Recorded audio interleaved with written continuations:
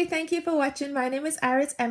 Today I'm going to be talking about what I consider to be the number one quality employers look for when taking on candidates, and whether that's for a new role, new hire, or it's to promote someone internally. Now, I've worked in recruitment for, oh my gosh, about a decade with hundreds of companies, from major corporations such as Universal, Warner, 20th Century Fox, right down to startup organizations and one-man bands. And I have seen many of them take a less experienced candidate over a more skilled talent because of this one quality.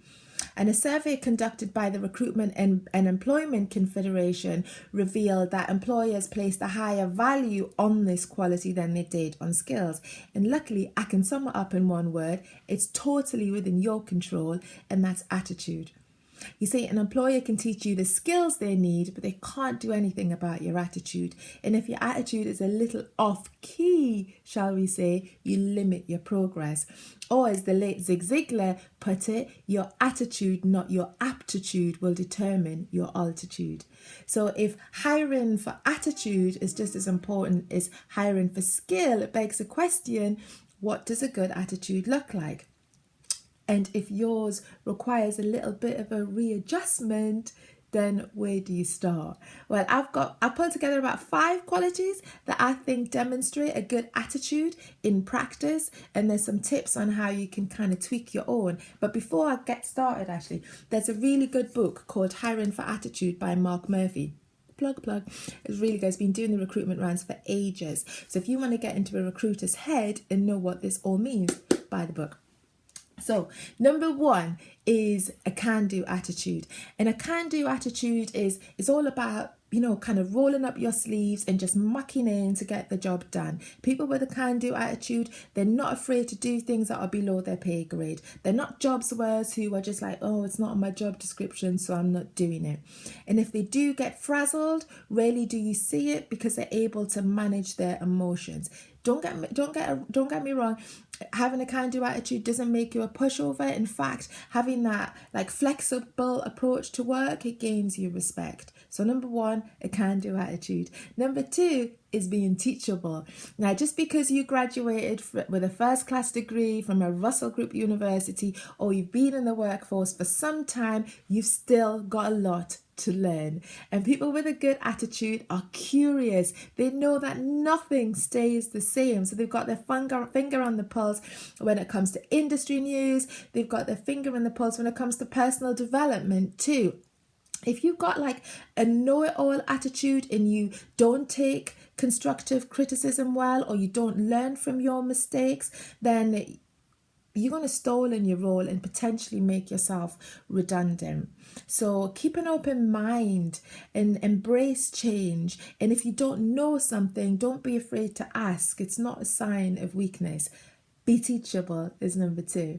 Number 3 is motivation. Now, to quote Ralph Marston, excellence is not a skill, it is an attitude.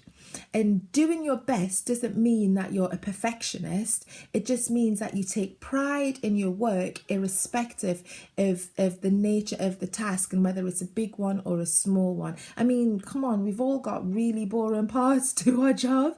And I've learned that actually keeping a good attitude means that you can push through and see your laziness and tendency to procrastinate. I'm talking to myself here.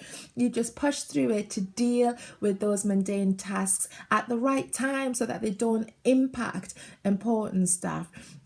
And it also means that, you can't really be trusted with bigger projects if you can't handle the smaller stuff. So always show motivation.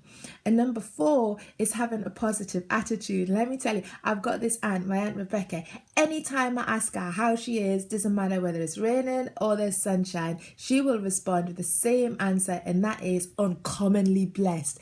And she says it with so much gusto that her positivity is infectious. And I know she's not feeling uncommonly blessed every single time I ask her that, but she chooses to see the glass as being half full. She chooses to see the brighter side of life, and she expects the best to come. And that's what having a positive attitude is about. So when you're in the workplace and problems happen, you don't focus too much on what you can't change. Your focus is on the solution. It also means when you have a positive attitude that you can tune out the difficult behavior of colleagues or of a client, and it makes you a little bit, you become happy. And when you see positive people, that they're generally quite happy, sometimes happy to the point where you're like, doesn't she ever have an off day? But they're happy, they're more confident when you're positive, and people want to be around you a lot more. So if this is an area that you need to work on, then maybe start and end your day on a high by either watching a motivational video or reading a motivational blog, a scripture, inspirational quote, whatever, just to get you started on that high. But have a positive attitude. And number 5 is reliability. Now, being reliable, and I have learned this myself, being reliable helps you build relationships faster. It gets you some of the better opportunities, and it helps you climb that career ladder a lot faster. And what that looks like in practice is, 1, proactively communicating. So if you're running late, you're not able to meet a deadline, or you're not going to be able to attend an event, whatever, let the person know. Respect other people's time, because your actions impact their ability to do their work. If you don't know how to do something, say so. And I always say at DiVA that when we're recruiting for a client, kill them with communication. Let them know every step of the way where we're at with that vacancy, because if a client has to come back and ask us what's going on, it means we've dropped the ball. And also, when you're being reliable, it also means knowing how to manage your workflow. So under promise and over deliver. And by that I mean, if you're given a project, so you're given 2 projects with conflicting deadlines, then don't be like, yeah, I'll do it. Take your time, work out a timeline for each project, and then double it. And then go back to the person or persons and push one of the deadlines back. Because what you've done then is you've got yourself a little bit more, you've doubled the amount of time it's going to take you to do it. And 2, you've extended the deadline. So that means that when you come in earlier, you score extra brownie points, and ultimately it leaves you feeling less stressed. So always be reliable. So from the top, can-do attitude, teachable, motivation, positive attitude, and reliability.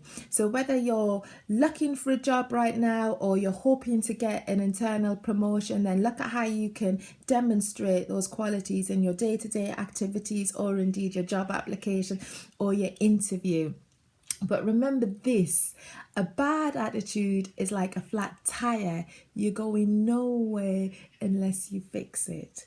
I hope you find this video useful. Give it a thumbs up and share it, and click on the link below for details of current vacancies at DiVA.